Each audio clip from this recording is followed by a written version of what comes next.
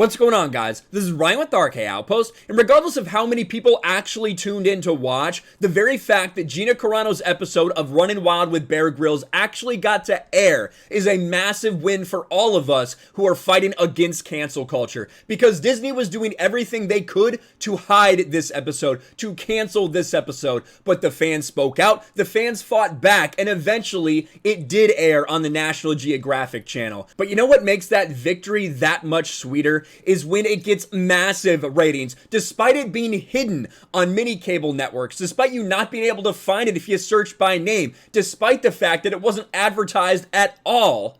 Gina Carano's episode pulled in massive numbers, and a big trend went along with it. And there were a lot of people that were very upset by this fact. They were very triggered about the fact that Gina Carano was trending.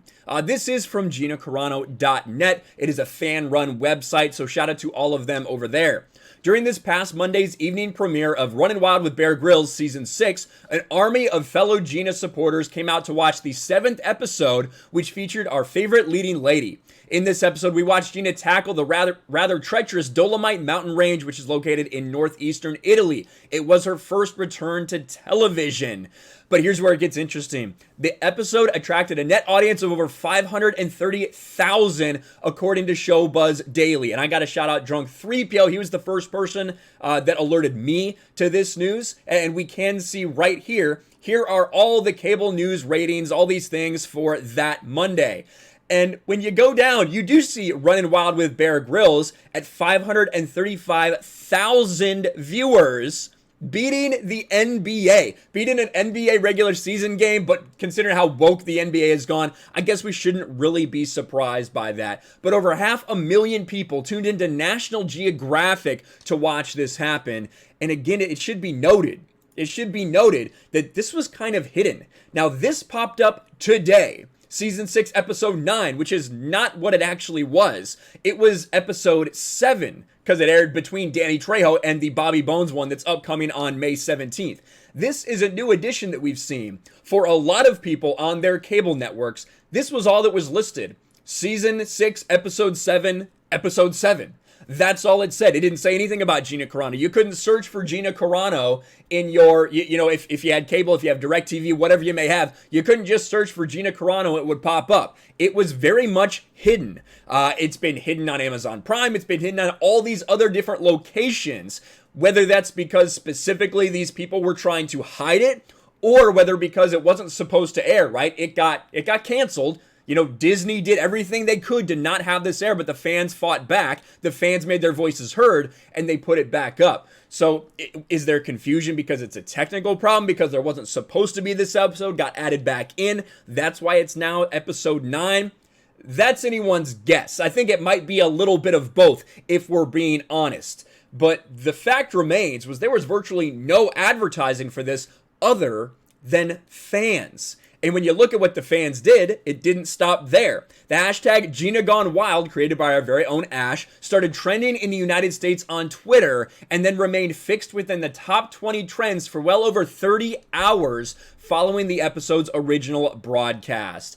And when you're talking about the episode itself, I think it's really powerful. And I think one of the things that Bear Grylls does that is cool is he takes these people that people idolize, that people look up to for one reason or another, and he puts them in uncomfortable situations. He makes them vulnerable. He makes them face their fears. And he finds out kind of who they really are when that type of adversity is put to the test. And in the case of Gina Carano, who's evidently very scared of heights, you got to see her in a vulnerable way and saw her push through and overcome, which I think is very much humanizes her, very much makes her even that much more relatable to all the people out there that are really big fans, that are inspired by her in one way or another. So that in and of itself was awesome to see. But the really cool thing were those numbers. And I wanted to show you guys how it stacks up with the rest of the numbers for Season 6. So at 535,000 viewers, that is just behind. That is the second highest rated episode of the season, behind Rainn Wilson, which there was a ton of advertisement for Rainn Wilson's appearance. I don't even really watch this show in general, and I saw a ton of that out there. When you look at these other people, like Anthony Mackie, for instance, Captain America, Captain America, Anthony Mackie, right? For Disney's other big show.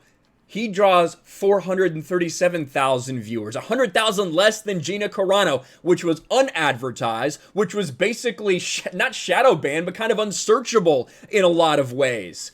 She way outpolled him.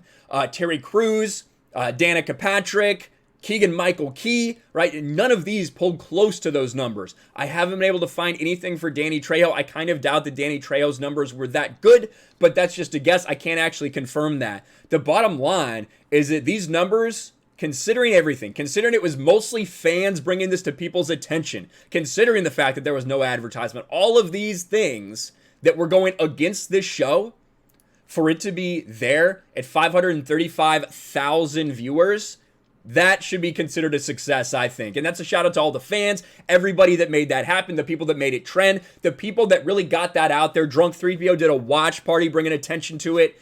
I think it's pretty big. I think those are pretty big numbers, and everyone should be pretty happy with it. Two people could have watched, and it still would have been a win, if we're being honest. Like I said before, this is all about the fight against cancel culture. The very idea that, you know, somebody at Disney were able to be pressured to reverse this decision, to let this episode air, that is a major win for everyone in this fight. But the fact that so many people tuned into it, that's just icing on the cake. Let me know what you think about all this in the comments below. Smash a like button, subscribe to the channel, ring the bell for notifications, share this video out there, and I'll talk to you later. Thanks for watching, everyone, and a huge shout out to my patrons. I appreciate you guys so much. Want to follow me on Twitter or Instagram? Check out the description below. You'll find links to my P.O. box and my Patreon as well. And I'll talk to you guys later.